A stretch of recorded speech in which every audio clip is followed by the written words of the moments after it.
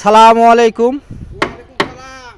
এই যে আসলাম তিনতলা একটা স্থাপনা, 1 ইউনিট কাজ।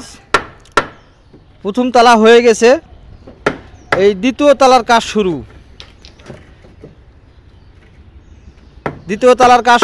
এই যে ছাদের রড বান্ডিং থেকে শুরু করে, সিঁড়ির থেকে শুরু করে বিম বান্ধান হয়েছে। এই যে দেখছেন 10 মিলি রিং, একটা বিমের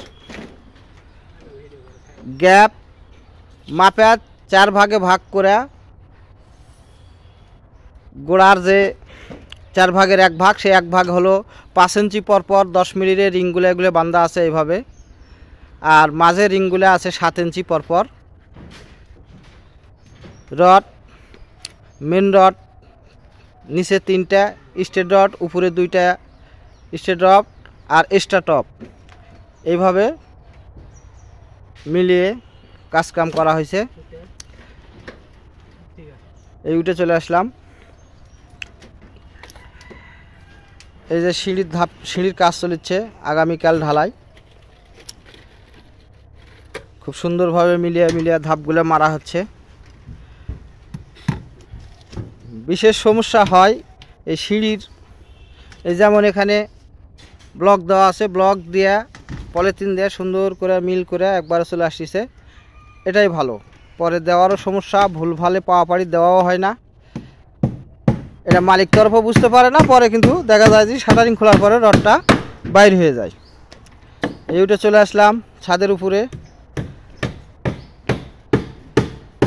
মোটামুটি কাজ শেষের পথে, টপগুলো বাঁধা হচ্ছে।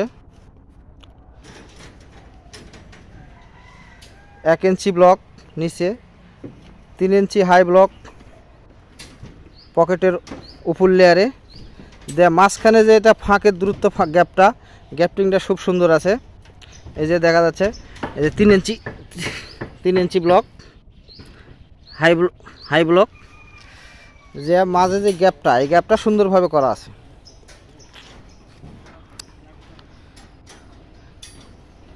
আর এই যে কার্নিশে ডবল টপ দেওয়া হচ্ছে। ডবল টপে দেওয়ার অর্থাৎ হলো কার্নিশ মানে বেলকুনি হবে, বেলকুনির হওয়ার কারণে ওই পারে একটু লুড হয়।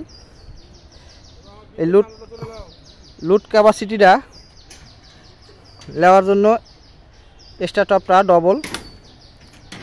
সবগুলা ঘরের এই মাপগুলো 4 ভাগে ভাগ করে একবারে সুন্দর করে বান্ডিংগুলো করা হয়েছে। এই যে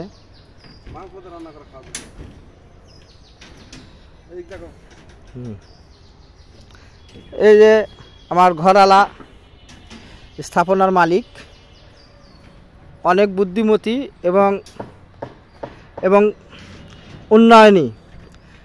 ঘরের পাশে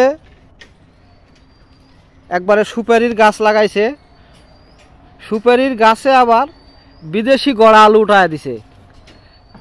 আরে বারে আর মই লাগবে না, ওর সাথে উঠার মানে জানালা দিয়ে ছিঁড়া হবে। একটা করে আলু অনেক বড় বড়, দেখেন এটা হচ্ছে বিদেশি এবং চাইনা আলু। ছিঁড়ে গেল, হাত দিলাম। এটা তো হাফ কেজির মতোই হবে মামা। হ্যাঁ, হাফ কেজি। তো এই আলুটা খাতে কেমন স্বাদ লাগে? আলু মাছ দাও খাওয়া যাবে, মাংস দিয়ে রান্না করা যাবে। বাহ, এটা অনেক সুন্দর। মানে আসলে মানুষের বুদ্ধি থাকলে কি না করা যায়। তো এটা হচ্ছে দেশ দরদি, দেশকে ভালোবাসে, দেশটা যেন এগিয়ে যায়। এই সুবাদে কোথাও একটা জায়গা বেকার, এই জায়গাটা তো বেকার পড়ে থাকতো, সেই জায়গাটাতে এমন সুন্দরভাবে একটা সুপারি গাছ লাগাইছে। গাছ থেকে আবার হচ্ছে গড়া আলু, একে বিদেশি গড়া আলু বলা হয়। আর কি বলবো, গাছটাতে সুপারি ধরছে, দেখছেন সুপারি না এগুলা, সেই সুপারি। আসলে কপাল, কতটুকু একটা জায়গা, একটা সুপারি গাছের জায়গা বেশি লাগে না। একবারে বরাবর এইভাবে দেখেন, এই যে দেওয়া আছে গাছে অপরিমাণ সুপারি ধরছে। তাহলে হলো কি, আপনার ঘর হলো, অল্প জায়গায় সুপারি হলো, ওরই মধ্যে আবার হচ্ছে গাছে উঠায় দিছে বিদেশি গড়া আলু। দেখলেন, আসলে এগুলো দেশকে ভালোবাসে। এসব মিলিয়ে দেখলেন ভাইজান, আপনারা দেখবেন।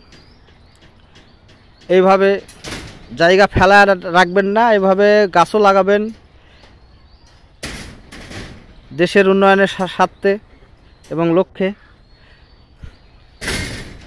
সময় অপচয় বিভিন্ন জায়গায় ব্যয় করবেন না, কাজে কামে করবেন। দেশকে ভালোবাসলে দেশের উন্নয়ন হবে। আর যাই যেখানে যে অবস্থায় দেখবেন শেয়ার করবেন, লাইক করবেন। ভালো থাকবেন। আপনার সকলের সুস্থতা স্বাস্থ্যতা কামনা করে খোদা হাফেজ। ধন্যবাদ। বাংলাদেশ।